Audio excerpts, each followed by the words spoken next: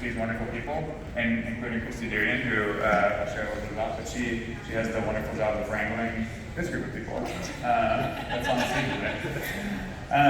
So our final panel discussion will be on increasing patient engagement. And like I said, Christy Darian is here with me. She is an author and an advocate for HD families.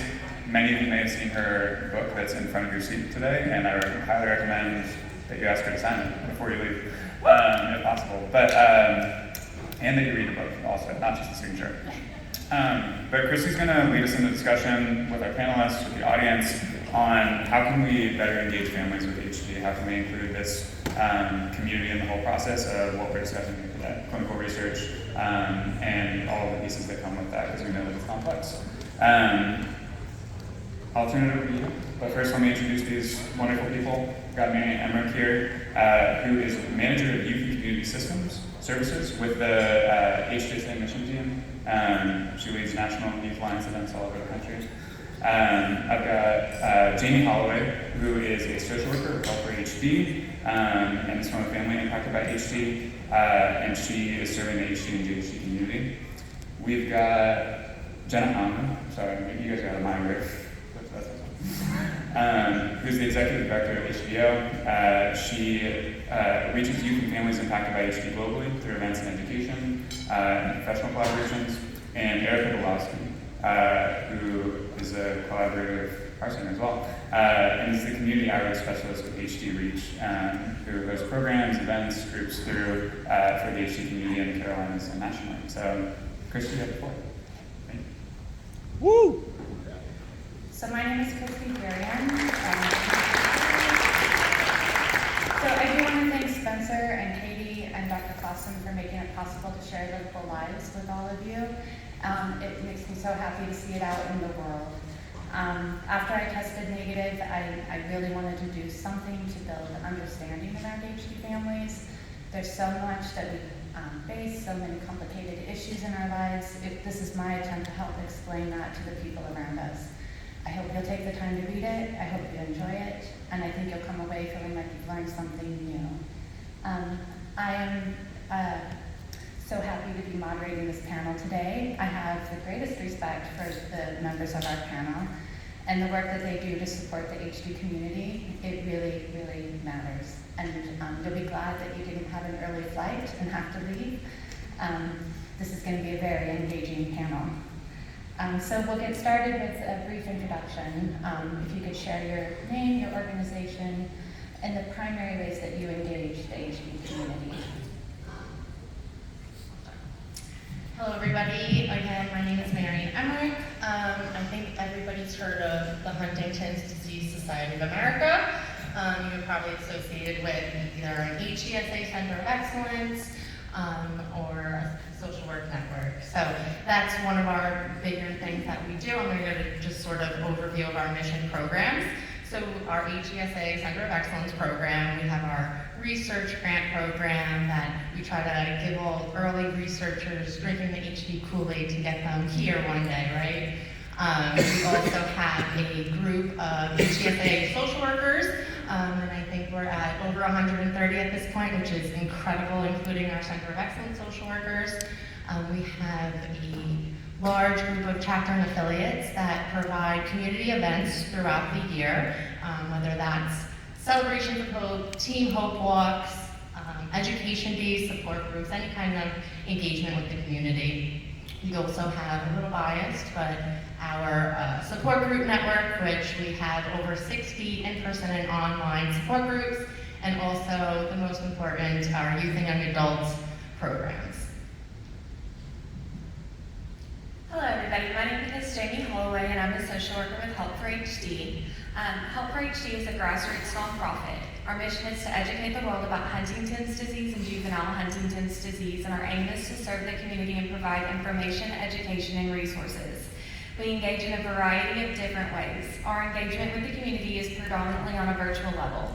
Virtual engagement is through programs such as Help for HD TV, our podcast Help for HD Live, Help for HD Post, and we have four virtual support and social groups, and 2 highly interactive participant education, also known as HYPE events. Our last hike, actually held last Saturday, has had over 5,000 views, and we were able to provide swag boxes to families in 48 out of 50 states. In addition to our virtual presence, we have 2 in-person hike events and 1 annual symposium that takes place in various cities across the U.S. We also provide education through our LEAP and first responder programs and help individuals who need advocacy and education when having issues with local law enforcement and courts. Funding permitted, we provide financial aid for genetic testing, a very small amount of relief for individuals who are in crisis, usually never more than $100 to $200. Again, funding permitted, we also run Help for the Holidays programs where we're able to provide community members with a gift card to purchase a holiday meal in the month of November and then again in December. We also have a toy program for our community members with HD to purchase a Christmas toy for their children. And we have a JHD toy program as well. Requests range from things such as like a wedge pillow to a tablet.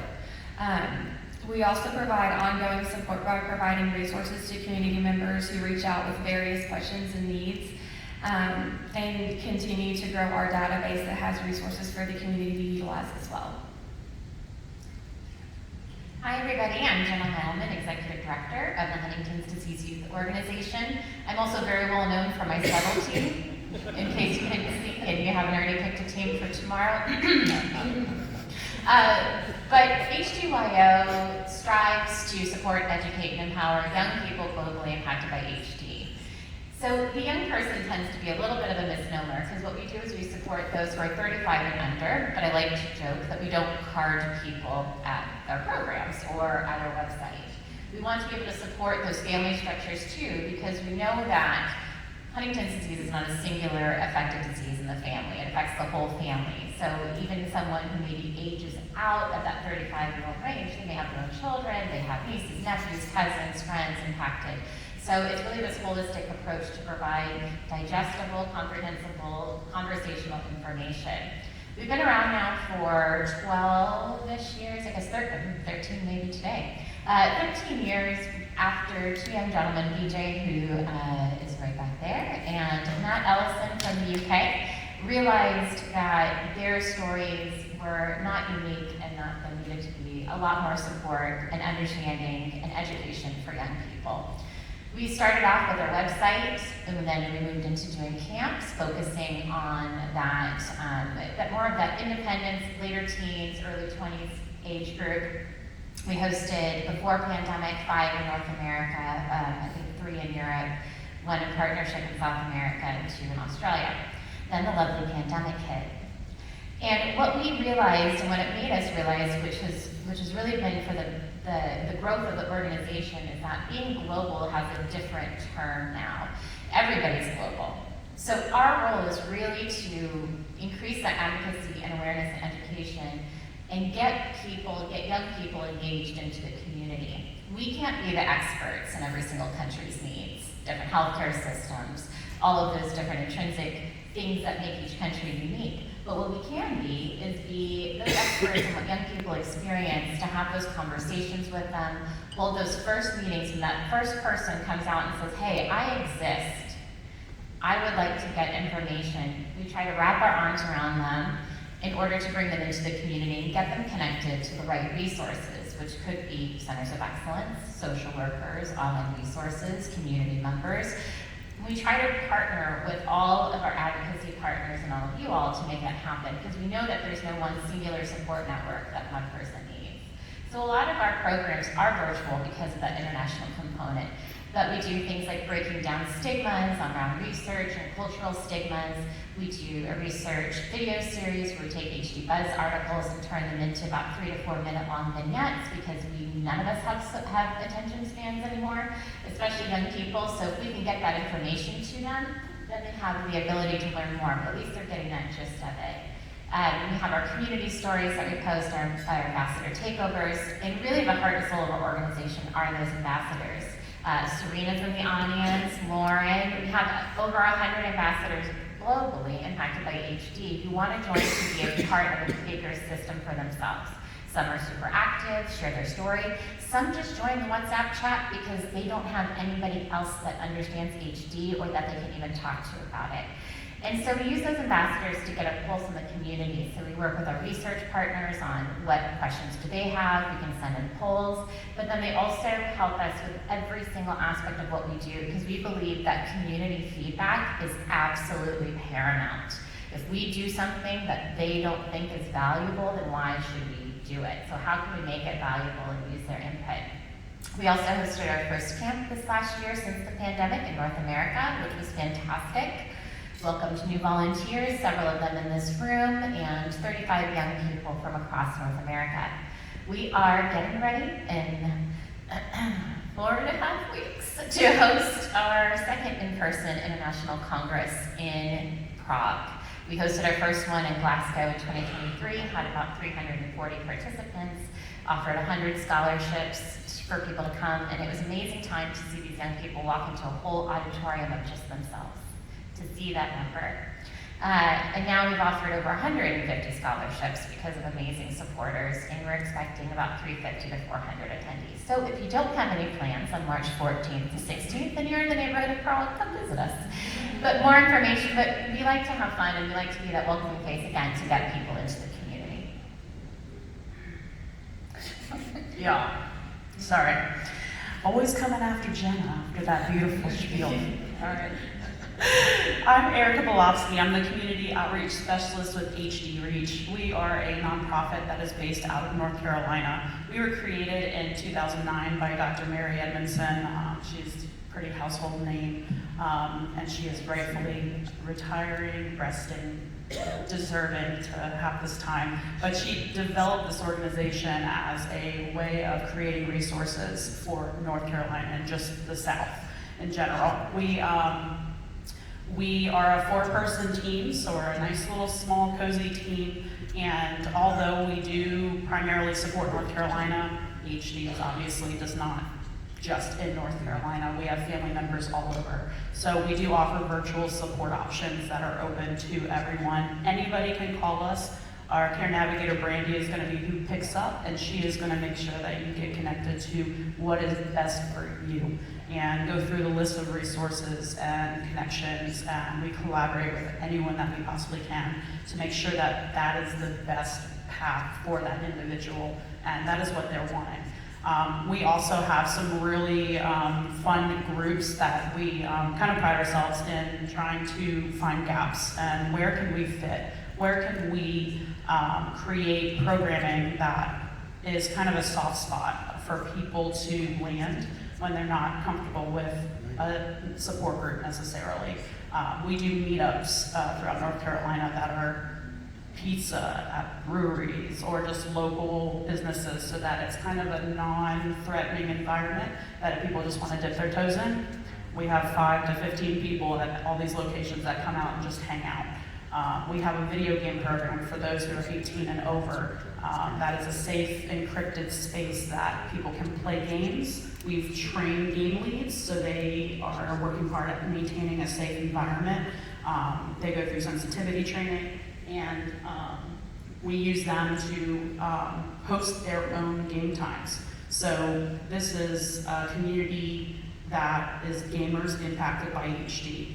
And our game leads are now empowered to have their own times to navigate these difficult conversations while maintaining that safe space. And we are now utilizing Twitch as a streaming outlet of, can we find people in the gaming community that either don't know about HD and we can teach them about it, or that are actually impacted by HD and their kind of connection is now seeing our videos. So we have a stream team that is impacted by HD who streams video games, and then they also talk and address questions around Huntington's disease. So that has been a really fun project that we've been working on, along with a really successful book club. Book club's not something that's brand new, but it has been a really beautiful project to utilize HD-focused books, self-care books. I always joke, I'm like, I'm still pushing Harry Potter, but I let the group pick. And we just finished Chrissy's book, which was incredible. You guys have to read it. But it's utilizing that tool as somewhat of a distraction while also utilizing that tool to bring people in. So we're having people come in that have never been a part of anything before, but they just want to read, and some people are the most vocal people once they become a part of a community like that. So we do have an education day that we do every year. We had about 120 people last year. We're hoping for 150 this year. April 4th and 5th, it is storytelling. So we are going to be highlighting some of the authors, Christy, Aaron, Tanita, Aaron's daughter Emma, and we're going to be highlighting them to celebrate their stories, the community stories, and the many different ways that stories can really empower our community. So we collaborate with Vanderbilt on a monthly virtual group. We have speakers every month that come on, and then we have support groups that happen right after that. So we work with everybody that we possibly can to create more and more resources for this community, and then work with all these guys to make sure that we're getting them to where they need to be when they're ready at the best time for themselves. So I think it's really important to note that there's not one way to reach people, and there's so many people within the community with different needs that we really need to be reaching out in multiple ways, and we need to be persistent in reaching out. We need to be always available in one way. So community engagement is central to the work that these organizations do. And one piece of that work is helping community members understand research and how they can get involved. So if you guys could please share how your organization connects community members with centers and researchers. At Help for HD, one of the things that I think is really special is that we have an amazing social media presence. Over the last 28 days, we had 81,000 people view our page and our content. And that is something that the community needs, because not everybody is comfortable in a clinic setting. Going into a clinic setting for a lot of people is like ripping off this mask of anonymity. And so for people in the community to be able to kind of get that engagement from a comfortable level of being at home and be educated, then it allows the people that might not otherwise have engagement and access to education to then have it. And what we've noticed is over time, it kind of allows for an evolution to take place.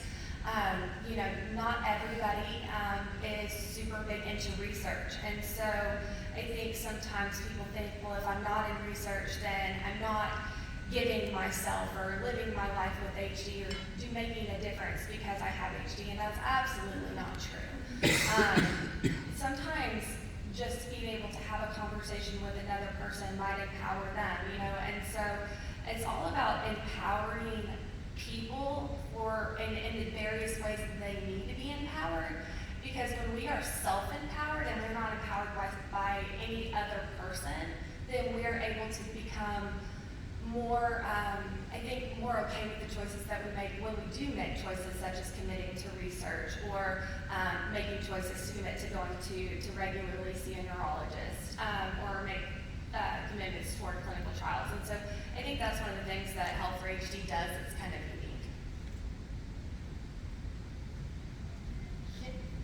One of the things that I think is really important is just the basic understanding of research, right? And so I know for myself, when working with youth and young adults, we make sure that we talk about research all the time. We normalize it so it's not a scary topic, right? So at retreats or support groups, we make sure we engage and bring in neurologists and different individuals and providers to explain some of those basic terminologies, right? So they aren't going into clinic not understanding, and because most of them aren't going into clinic anyways, right? So it's really getting them to understand basic research, what they can participate in as a young person impacted, and then so when we can talk about those clinical trials, what that actually means and what that process looks like. I think too, to piggyback off of that, it's also important to build that trust in research. And part of that is showing your faces and the researchers' faces and doing that on social media. We also facilitate our own research, which is important. Having advocacy organizations do their own studies is crucial to understand certain things. So we have a in international survey studies. It's IRB approved with partners at the Nash, and we've been able to do 2 surveys that are still ongoing with now, I think, over 650 respondents so far in this first 2, including one is how do you seek out support and resources, and I mentioned that earlier. We know that it's through social media and advocacy organizations. The second one is looking at what are the emotional and educational barriers to research, which is really important, especially when we look at regionality, what matters, whether it's the logistical challenges, what lapse of education is. And so similarly to what Marianne was talking about, utilizing that knowledge to be able to say, like, these are the big gaps in information that they don't know about.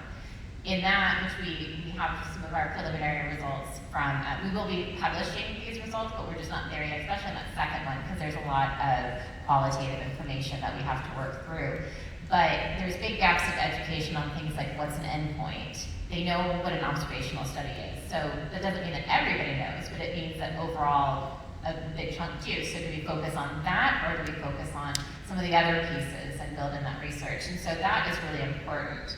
And so again, normalizing that, making it not seem so scary, but also focusing on breaking down those research terminologies. At Congress, our main education day, after we build support and do some other things the first day, the first session is going to be research terminology. That's all that it is. We are about to release a glossary of definitions for current research and what those look like, breaking it down from genetics to biomarkers to assessments and measurements and clinical trial information, so they can see it, they're hearing it, taking notes, and then we're going to play an interactive game to start applying that knowledge. Because it's not just enough to sit there and talk to them, it's now let's challenge you to use that so it doesn't sound like Charlie Brown's trumpet teacher whenever they're listening to these terms, and they can start to absorb the information. Talking about other research opportunities, especially for young people, isn't the best to sit there and do a presentation to them and talk about inclusion and exclusion criteria? No, it's not, because they can't participate in a traditional clinical trial yet. So what's more important? Let's invest in that education for them to understand what are the mechanisms, what are these underlying scientific pieces that are happening behind the trial, so then that way when they are poised, they feel empowered and the knowledge built to get it. And then they have that trust because they're seeing those faces. We're also going to be doing a really cool, potentially out-of-hand session at Congress called the Observational Study Dating Game. So where we have the different observational studies that are offered globally have their own kind of personalities. So a survey, the person talking about is going to be kind of laid back, I like to sit on the couch and just chill at home and only spend about 7 minutes doing this. Something like that versus, enroll HD. I like to date around a little bit. Around 20,000 people right now, full commitment. You don't have to be monogamous, you can participate in other studies. And then have our ambassadors come up and be flagged to be able to say, okay, hey, Eric, you're from Calgary, 23, at risk, and a full-time student. Which one would you like to date? And the reality is that there's so many of those, but it's putting it in a way that is personal, that is relatable, that is not kind of a stiff presentation. And so, really making that information accessible, told in a way that they can start to think, how does this apply to me? Because the worst thing is that you're sitting there in a presentation and you feel like this isn't for me, so I'm just going to tune out.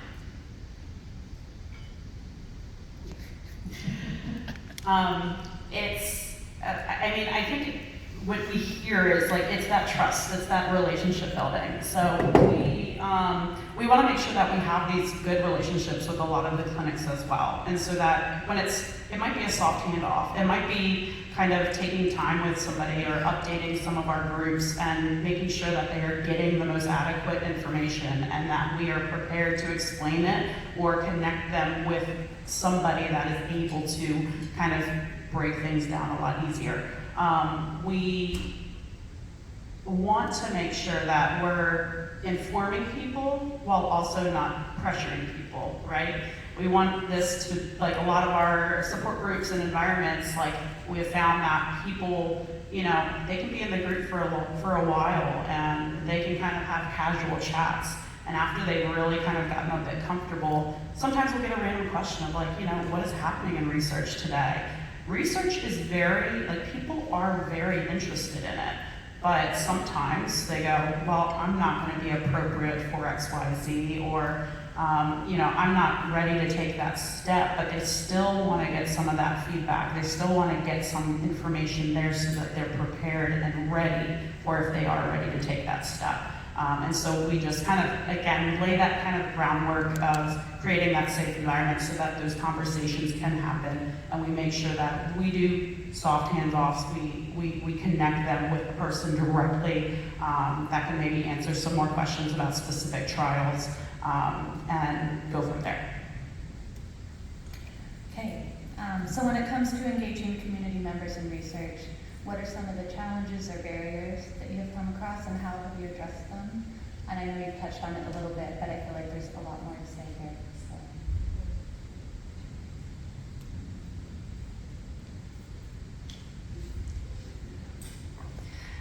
You guys, we need to make it easier for families. We have to take a look at a lot of the nuance, like the small things, right? Charging their card and getting reimbursement is stressful. Knowing that they have to pay for parking and try and get that reimbursement is stressful. Trying to find childcare is stressful. If we're looking at people at a younger age, we're starting to try to tap into this younger population. We need to be prepared to support that population, right? They're in their prime working years. We all know this, but they may not have the PTO to take full days off. They might not be ready to just pop on a plane and then pop right back. They might need the extra day or two to kind of reset themselves. Pet care. It's a lot of those things that can make or break a situation. Having somebody coordinate the travel, ask, is a train better transportation than a flight? Having all that pre-done, getting transportation from the hotel to the location. A lot of these things are just kind of reducing financial barriers, but it's also reducing some of the anxiety, the stress that's already compounded by disease, by just the caregiver's stress, and you're reducing that so that they have a positive experience with that. And like we mentioned, social media is powerful, so if there's a bad experience, you bet everybody's gonna know about it. And if there's a good experience, everybody's going to know about it. And that trickles in. And that can also have an effect of, okay, if we're getting these positive experiences, if people are going on Health for HD podcasts, if people are going on Breaking Barriers and talking with HGO, people are talking about their positive experiences, that has ripple effects throughout the community. And that builds trust. But there does have to be some kind of, we got to get ahead of a lot of these stressors and make sure that the individual and their family are taken care of to participate. I think there's also a lot that can be done with that communication piece of it. We hosted a roundtable discussion after EHDN, and the three main takeaways from the community of varying different identities was trust, support, and communication. And we heard that echoing around that we can't emphasize it enough. And the trust piece of it is not, it's not always, I expect a certain outcome from this. It's that I want to be on the same playing field. And part of that too is that extra communication to get them into the door. So, and part of that has to be customizable, and that takes extra time. But it's easy to make assumptions. But everybody's individual processing, everybody's moment that they need something could look different. So maybe having that communication of what are those stressors? How can we address those? You have your guidelines, and unfortunately a lot of times we can't skew with that, but at least if you let them express that up front, they might be able to say, yeah, this is a big one. So then as you're working with them, you can address that in each one over the other ones. But you have to kind of meet them on the level with what they're ready to deal with communications. And with young people, there's always this concern about fickleness And the fickleness comes because there's a lot of life being lived outside of the clinic for these young people. There's so many outside stressors, and it's not to say that there aren't in other age groups. I'm just more talking about who we work with. So giving them that flexibility is really important, because if they feel stuck, that's when a lot of those retention rate problems might come into play. So if you build that trust, and again, we're going to keep talking on social media, that trust can also happen on social media. Does your clinic have an Instagram account where you're not giving information that you're not allowed to give? You're saying, hey, I'm this person, this is what I like to do. Have you done a tour of your clinic? Have you talked to, one of our sessions that we did for Breaking Down Barriers was about lumbar punctures and the stigma with that. Breaking it down to some of those really key fears and kind of trying to, again, normalize that conversation, have friendly faces out there so they're not as nervous to make that step in. And unfortunately, what happens sometimes when young people do go in and say, I'm ready to learn about research, sometimes they're turned away because they're not sick yet. And that's not what we really want. We want them to feel engaged. So how do we as a collective community create an environment where they don't have to be sick yet?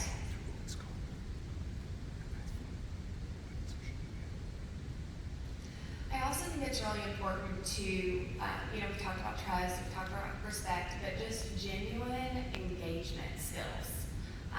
When we're able to sit down and look at someone and actively listen to them and, be aware of body language, be authentic. Because one thing about HD is you're very vulnerable with HD.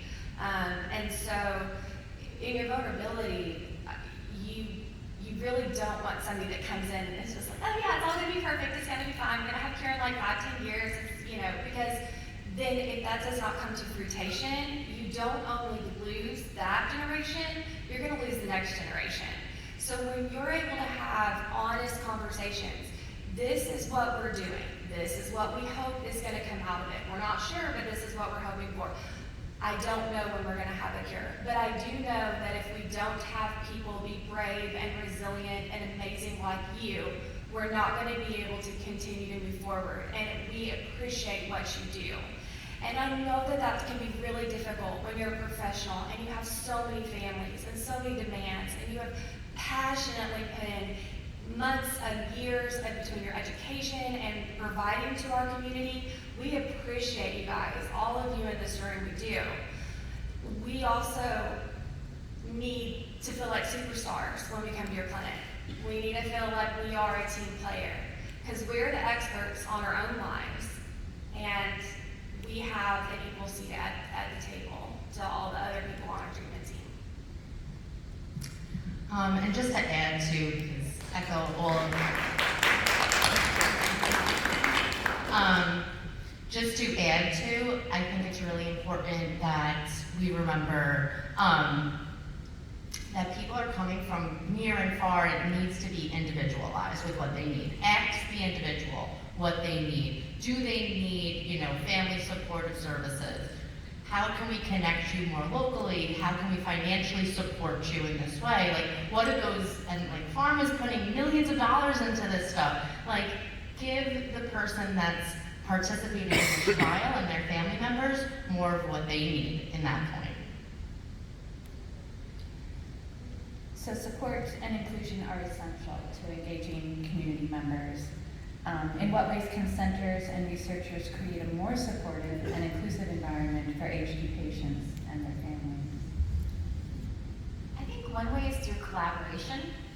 I mentioned a little bit this morning, but you have 4 different organizations represented, and there are a lot of people who work with all of us at different stages. And we may have information or knowledge about certain people, or we may get reached out to by those people. And so we need to have a good collaborative working environment where we can help share and support with some of these different triggers.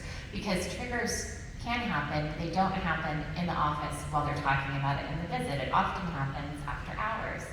And they tend to contact us after hours. So how can we support you all with that? How can we get that information of not their confidential information, not at all, but asking them, who is a part of their trusted circle? Do they engage with advocacy organizations? If not, why not? Have you considered it? If they do, okay, it would be great for you to talk with that advocacy person to tell them about this experience. And so there's a good line of communication that we can all work together to support, because we do get those calls, and if we don't always know exactly what's going on, it's hard for us to support them. But what we do in turn is we say, yeah, no, that's new, we listen, but we also say, have you considered these resources? Have you talked with your social worker about what your experience? So we emphasize the same things that you all do from a different perspective, but it's just a little bit more 365 than just feeling like it's all on you. It's not all on you. We need to be partners in this together. So what about inclusion, though? I'm guessing there are a lot of groups that are really difficult to reach, both for you and for researchers and centers. Is there anything that you've learned from community members or your own experiences that can help us understand that? I think more recently, in the last couple of years, we've been doing more community events that are in more like rural communities, like having education for providers that are in Montana or Wyoming, or places that don't have centers of excellence. And not all centers of excellence are treated equally, right? So you have some centers that are 5 hours every month, right? And then you have some centers that have full-time staff, which is incredible. But how do we get them to connect and work better together? I heard someone earlier, and I don't know who said it, but that they'll share what their site is doing, like their clinical trial, but they'll also explain to the individual like what other trials are out there, right? Like we should all be working together. You all should be working together just like we work together. We need to know what you guys are doing so we can better support the community.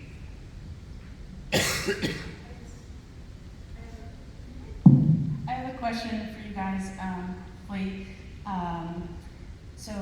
Jenna mentioned cultural stigma earlier, and I'm just wondering, do you guys have official diversity plans? I know some of those things are up in the air with, the FD's guidance on diversity more recently, but I'm just wondering, because there are centers of excellence who their population is majoritively Black HD participants. I mean, there's a Chinese HD network.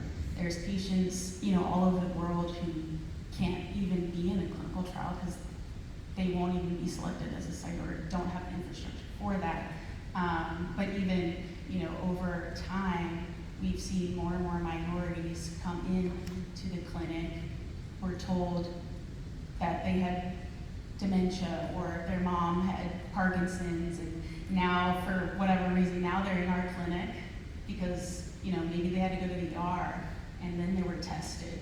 But their entire family, multiple generations, were told nothing can be done about HD, and this is a Black family. And now, just because of that one ER visit is the only reason she ever set foot back into a doctor's office. So they're out there. There's an unmet need for those participants, and it's not really spoken enough.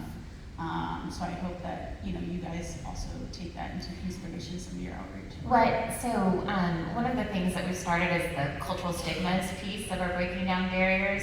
So this actually spawned after a conversation I had with Dom. I know she's giggling.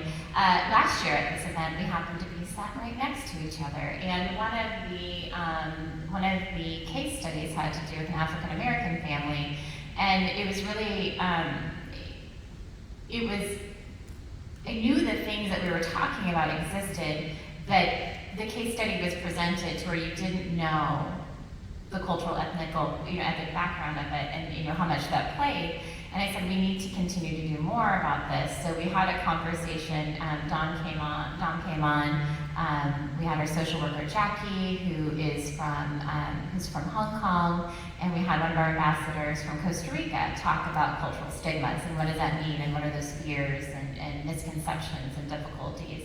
We also did a piece on someone from Pakistan who lives in Canada, someone who lives in Colombia who's from Sweden, someone who is from India who lives in the UK, about like dual perspective of different nationalities and what that experience has been like. Just last Saturday, I had a 2-hour call with the Indian Association trying to retool some of that and break through some of those groups. And it comes down to that representation piece of it. If we are not, if every single experience is happy and they're smiley, that's not reality. If every experience is white or female, that's not the real life experience. And so it's trying to pull those other cultures forward, those other ethnicities forward, to have that empowerment to share their story. But it's tough. It's tough because who's going to be that starter? Who's going to be that brave individual from an Arab nation, from the MENA region, who's going to put their literal life on the line to share their story? So we have some ambassadors, one of ours from Egypt, who's going to be, we're also doing a cultural exchange where we're talking about people from different communities who don't have the same access to information and resources at Congress. She can share her story there. She's from Egypt. She can share it there. She can't share it openly, even that's in her family. So I talked with her about, would you feel comfortable if we help create an avatar for you? So, what does that look like? How do we share? So it's hard. We need more resources. We need, we need more time to be able to do that. And the unfortunate thing is that those are really difficult things to come through to make that happen. But again, it comes down to that support. Who is ready to make that important step? And it starts at that first acknowledgement and stepping forward and saying that I'm here and I exist.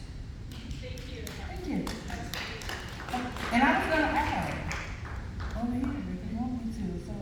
So I'm down, guys. So it was a very interesting conversation. And actually, Dr. Sung actually did that talk, that opening last year. And the last statement he said was, this is an African-American family. And across the room of everyone that was in here, no one thought about the cultural stigmas that are faced in the African-American community.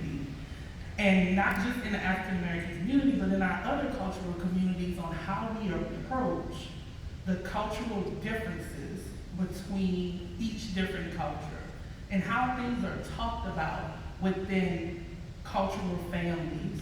And how do we break, as Jenna said, how do we make them feel comfortable or make someone of a different race or a diverse feel comfortable to step up and say that I'm going to be that advocate. I'm going to be that one that's going to speak up for the community and be that forefront. And it all goes back to trust, guys. It goes back to trust. It goes back to building that relationship. It goes to being in the community. I've walked around, and I'm just going to share a little bit of a story. I've walked around to many different conferences, did a nationwide conference last week, and listened to healthcare professionals say they don't understand how to speak to people of diverse races. They're afraid to go into the communities that they're serving. And as a healthcare professional, and as we're trying to reach a cure for diseases, we need to be comfortable going into many different areas, no matter what the cultural background is, because we're not going to get that cure. And we know this from what happened with diabetes a few years ago, as it came out with a diabetic drug to poke the skin, but it didn't work on people of darker tone colors. It didn't give accurate information to treat their diabetes. And as you know, diabetes is a high cost, is one of the highest things in African American community. But come to find out, there was not one African American person in that research study. So I just want to give some context of why it's important to be exclusive in making sure you're reaching diverse populations.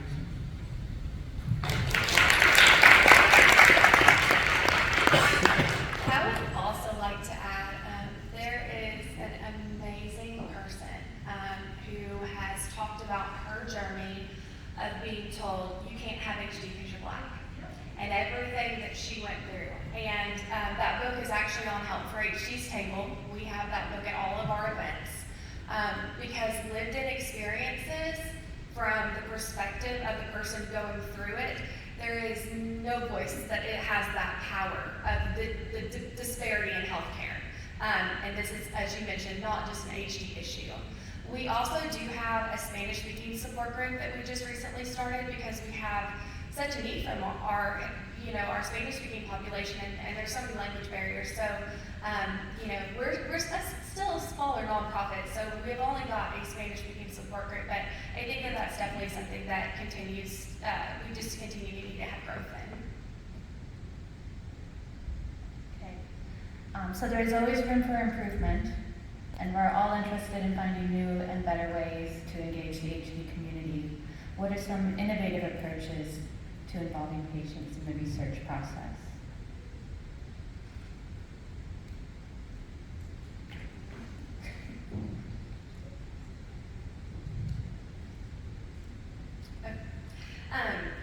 I think patient input really shapes the direction of research.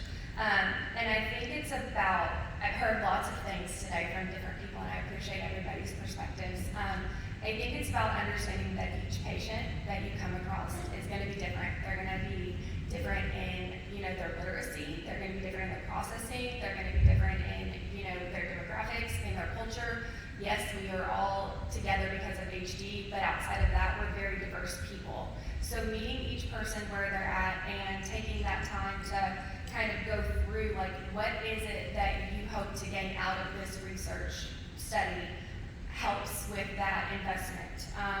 I also think that it's really important, as already previously mentioned, that y'all start utilizing social media in the ways that you can utilize social media. That will really help, I think, normalize your clinics and your staff, and kind of just allow for the community to kind of like look into that. And it's also going to be educational, right? Because we don't want people to be misinformed. So when they're able to get good information, that's never a bad thing. Education is just so important to the community. One of like the sub-questions on here was enroll HD or not enroll HD, and I did want to kind of just address that. The use of enroll HD for like the at-risk and the pre-symptomatic and the prodromal, they're not necessarily going to those regular enroll HD visits. And it shouldn't be used as the only way to get that population into your clinic space. It's really important if you have people reaching out to you in that space that you're connecting them with patient advocacy groups or ambassadors, because you lose a lot of people when you limit them to only enroll HD if that's not something that they're ready for. And sometimes by giving them other options besides research right away, as they process through everything, then when they're in a place where they're ready to commit to research, I think you'll find people will be more willing to do it and more empowered and fulfilled. I will say though, the pros to enroll HD, we can't not deny, are the robust data that we've gotten over several years. And it is really an interesting space to be in, even for myself at the age of 33, because early HD really hasn't been the focus until recently. So it's all new for all of us, and I appreciate everything everyone is doing. I will just add, I think, I think you all could probably agree that our research coordinators and social workers deserve a raise and need more time, because, kudos to all of you, because I think capacity becomes an issue. We keep saying, like, reach out, sit down with, the patients and provide support, provide more education, but that takes time, right? How many other things are people doing in clinic? So it's thinking of outside the box, not just HD-specific supportive ways, or working with your advocacy groups to provide additional support. Sorry to hijack the microphone again, but I had a thought from that. I think one of the most important things too is to remember there's a lot of time that happens from the time that your patient comes to see you in clinic until their next clinic visit. And even if a social worker reaches out, which I've had social workers reach out and I love them to death, but there's a lot that goes through someone's brain at odd hours of the night or at different points, maybe questions that they don't necessarily feel comfortable asking even their social workers. When they're able to engage with people who are going through a similar experience, that allows for them to just have an additional support. And I've always said risk is reduced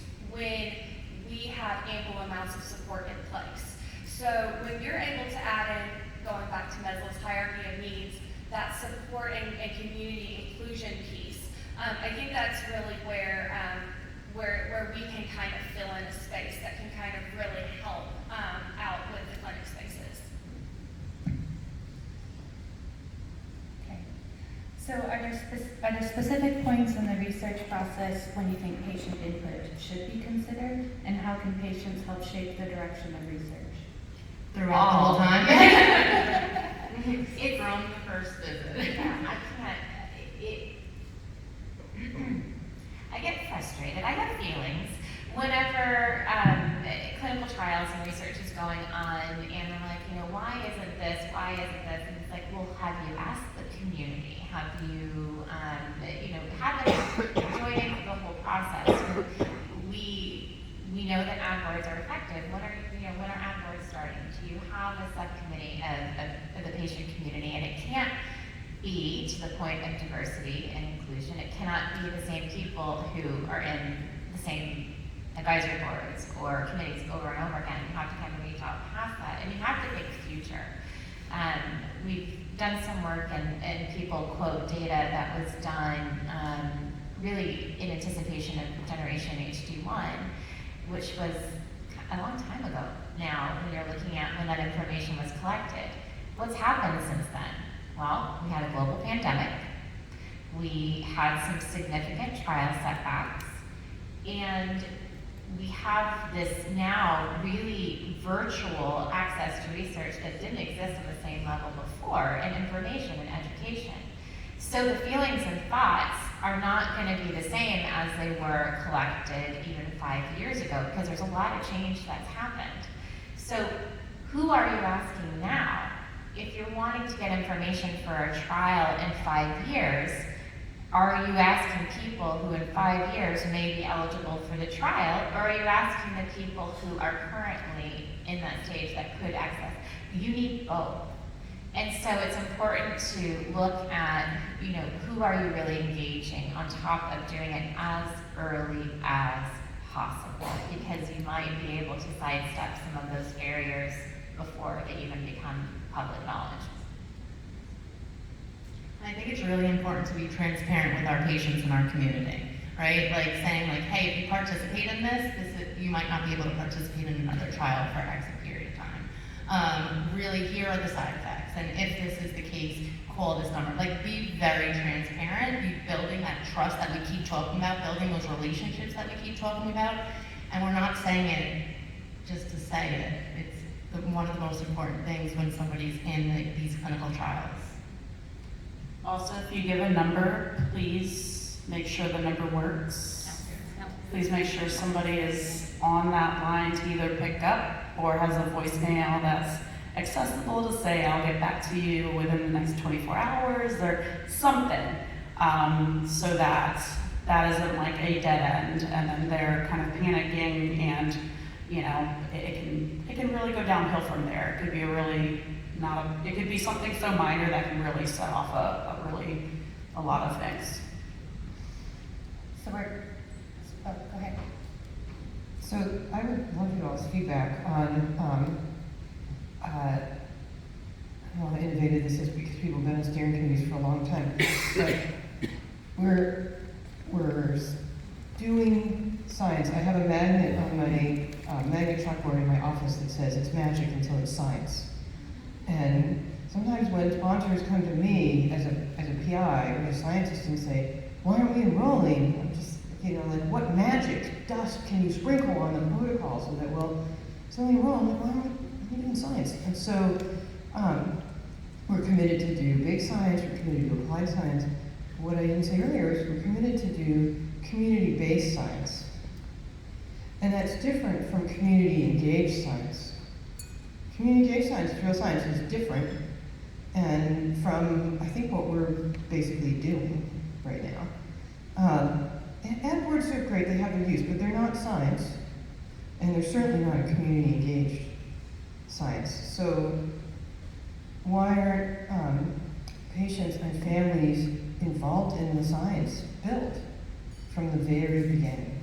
Why aren't we actually doing community-engaged science when we're doing clinical trials? I don't expect every patient and family member to be a scientist. You're the content experts of the community. right? So wouldn't it be nice to have somebody look at that protocol as it's being built and say, why would I need a pregnancy test before an MRI? My mom went for an MRI for migraines. She didn't have a pregnancy test. You know, where can we build that? I don't think that that's too big an ask on the sponsor side, because better believe it, those teams have people who are thinking about the rollout even while the clinical trial is going on. And if the rollout fails because they can't sell their new blood sugar detector to anyone with a darker skin tone or whatever, then that's a fail of the rollout. And so I don't think it's too big an ask for sponsor side or for scientist side that you need to rethink. You're doing community engaged research is what you need to do. So my question to you all is that too big an ask for the patient family side? You have the right people who want to do that. And the thing And you have to is that pay them. They should not be doing that for free. You gotta pay them. Absolutely not. Yep, and that's a huge piece of it. And so all of our organizations meet with industry partners all the time to convey those kinds of messages and say, when can we get involved and in those kinds of pieces of it. Having your support would be helpful with that. And again, that's where that partnership comes into play. So how can we strategize? How can we help support with evidence base that this would be helpful to the community? So yeah, let's do that. So we did not get to any questions about industry sponsors, and we're actually out of time. So I think we need like 2 more hours with these guys. So thank you all very much. Do you guys have like a very quick parting word for everyone? Where to go from here? I have a quote I would like to share. Okay, quickly. Yes, very quick. This is just a quote I'd like to leave you with. It's unknown. I Googled it as I was sitting here today. A note to anyone who needs to hear it. We don't get over or move on from our trauma. We are forced to make space for it. We carry it. We learn to live with it, and sometimes we thrive in spite of it.